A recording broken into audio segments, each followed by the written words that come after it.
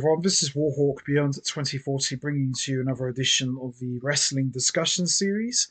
And April 28th, 2003 marks 20 years ago that Stone Cold Steve Austin was hired as the co-GM of Raw and shared duties of running the show with former WCW boss Eric Bischoff. And for today's edition, I am going to be talking about the success and failures of Stone Cold Steve Austin's co-GM Raw run from April 2003 to November 2003. So, Stone Cold Steve Austin had returned to WWE after many months of absence, after walking out on Raw, after refusing to put over Brock Lesnar in a King of the Ring qualifying match. He returned at No Way Out 2003 and humiliated and destroyed Raw GM Eric Bischoff. And he would compete in his final match against The Rock at WrestleMania 19 and putting over his longtime rival, and was pretty much retired after that due to a nagging neck injury that he sustained years earlier. So the next night on Raw, Eric Bischoff fired Stone Cold, and he was gone for about almost a month off TV.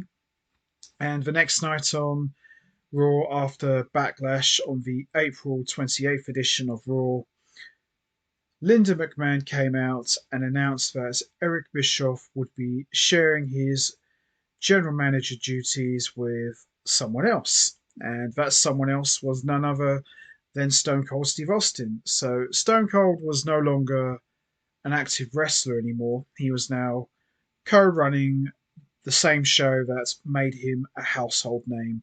And he would also be sharing duties with his former boss, Eric Bischoff. Now, this was very interesting because the Stone Cold character was so anti-authority, rebelling against the system, constantly butting heads with Vince McMahon, and he was pretty much a guy who would do things his own way and march to the beat of his own drum. So the very idea of Stone Cold now running the show was, at first for me, very bizarre and very weird because although it was great to have Austin on TV every week, it just felt a bit strange. Stone Cold, a GM, a suit, an authority figure, the same guy that rebelled against authority for years.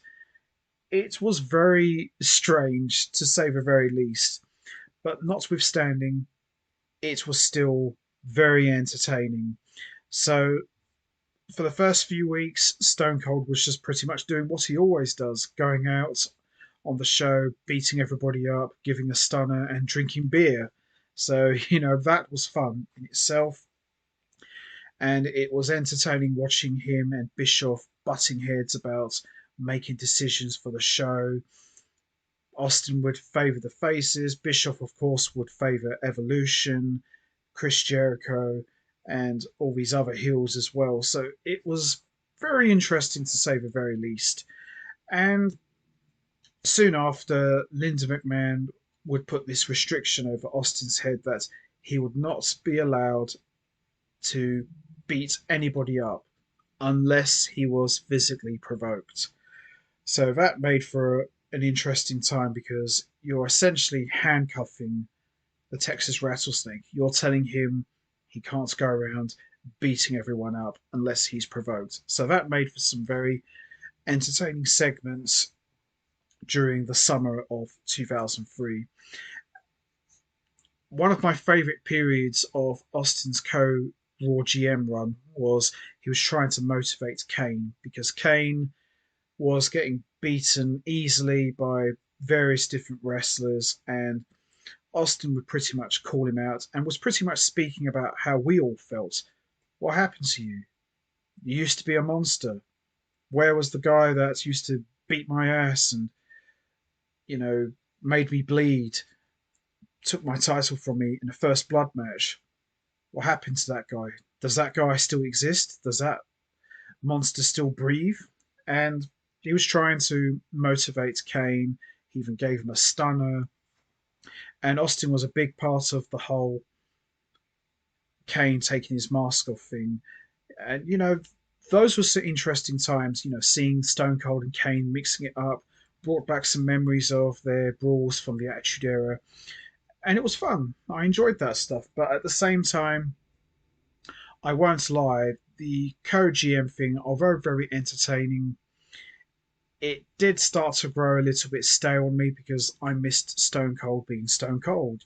Going out there, competing in matches, and just essentially being a whoop ass machine. But I understand and appreciate that he had neck problems, so he wasn't allowed to compete anymore. But I was just happy to see him back on TV. And one of my other favourite things during this time was the promos that him and Jericho had. They were fun. And even the promo that they had earlier in the year, I think it was around August. I think it was before SummerSlam. That was fun. Some of those segments with Y2J and Austin were very entertaining. And then, of course, you had the build up to Survivor Series 2003, Team Austin versus Team Bischoff. If Austin's team wins, Austin would be the old rattlesnake going around beating people up. But if Bischoff won, Austin's out of the job. So I enjoyed that build up as well. I enjoyed seeing Austin getting in the face of Triple H, Ric Flair, and Randy Orton, mixing it up with Evolution, although not mixing it up in the sense that he was beating them up, but just war of words. So that was kind of fun as well. Yeah, there was a lot of entertaining segments and promos during this time, and I appreciate the fact that they wanted to keep Austin on TV, but just have him in a different role and capacity. And I think for the most part, it did work, but at the same time, I won't lie, I did miss Stone Cold in the ring. The only thing I would have loved to have seen is if The Rock came out and got in Austin's face as the GM. I think that would have been interesting, but it didn't happen. He got to get in the face of Goldberg. That was fun, but unfortunately, years too late. Would have been better if it was like maybe 2001 time where we could have seen those two have a fight. But unfortunately, it wasn't meant to be. So as we moved along, we get to Survivor Series. Austin's team lost thanks to interference from Evolution's Batista, and Austin was out of the job as co GM, and Eric Bischoff was now back to being the sole general manager of the show. So, April 2003 to November 2003, great to have Austin on TV, and it was interesting. They put a different slant on Stone Cold's character and tried something different. So, in terms of the success and failures of Stone Cold's Raw Co GM run from 2003, I would say for the most part it was pretty successful. We got to see Austin in a different capacity, got to see him have some entertaining segments and promos.